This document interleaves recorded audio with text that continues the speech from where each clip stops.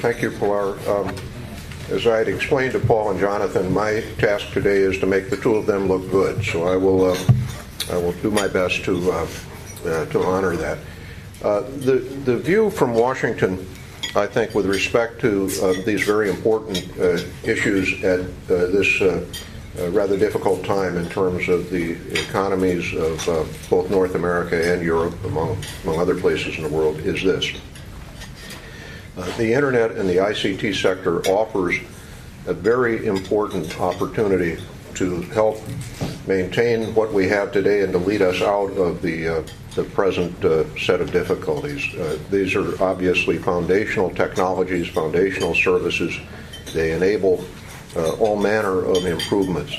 And from the standpoint of the policy agenda in Washington that affects the Internet, I'd like to emphasize two things.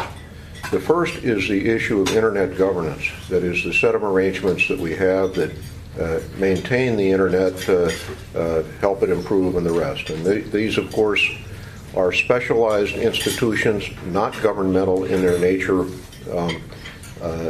dependent upon what we sometimes clumsily call the multi-stakeholder model, in which all relevant participants, all interested participants, have an equal place.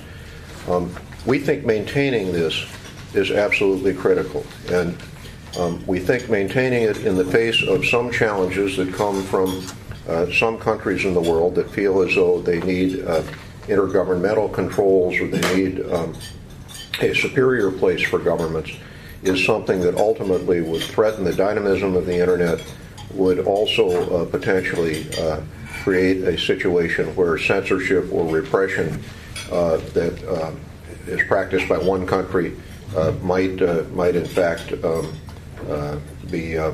be aided and abetted by other countries if the Internet were to fall subject to intergovernmental control. So we believe first and foremost it is important to maintain the governance of the Internet with the institutional arrangements we have today. We're not claiming those institutions can't improve, that they can't change.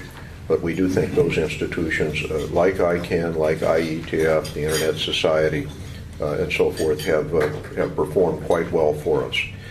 The second policy issue you might describe as one of Internet use. That is to say, maximizing the possibilities that the Internet presents. Issues like cloud computing, like the use of big data, like the Internet of Things, are all relatively new, at least in terms of magnitude, in terms of scale, in terms of public awareness.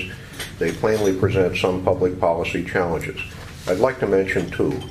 One that I think is a serious challenge that needs to be dealt with very, very seriously, and we're trying to deal with seriously, and that is the issue of personal privacy. The question of how, in the face of technologies that are ever more powerful, ever more available, we can maintain, we can first define and then maintain a suitable level of personal privacy, while at the same time not unnecessarily impairing the efficiencies, the opportunities that are presented by the kinds of services available over the Internet. And when I say the efficiencies of these things, I mean both in terms of the production of the services and in terms of the consumption of the services. Privacy, I think, is a very serious matter and one that we ought try to address, recognizing that addressing it, as is occurring here here in Brussels and is occurring in Washington, is likely to take a considerable amount of time and a considerable amount of serious reflection. Less serious, but nevertheless something that has turned out to be a significant obstacle potentially in terms of the production and consumption of cloud services is what is known here in Europe and elsewhere in the world as the Patriot Act issue. This is the issue that concerns the opportunities for law enforcement and security services to access electronic material, whether stored or in transit. This issue has been raised as an obstacle to the consumption of cloud services in particular, but one can imagine that the anxieties, if permitted to do so, will spread much more broadly. In my view, this is a contrived issue largely. And the reason I say that is that it is in fact common for every country to have lawful access to electronic material for law enforcement and for security services. There's nothing unique about the United States arrangements with respect to lawful access. These are mirrored basically by every country in Europe and essentially by every country around the world. And I do think that this is one of those issues that we'd be well advised to try to put aside as quickly as we can.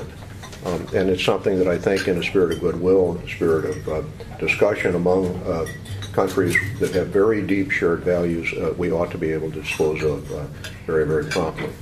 So with this, I will conclude my remarks.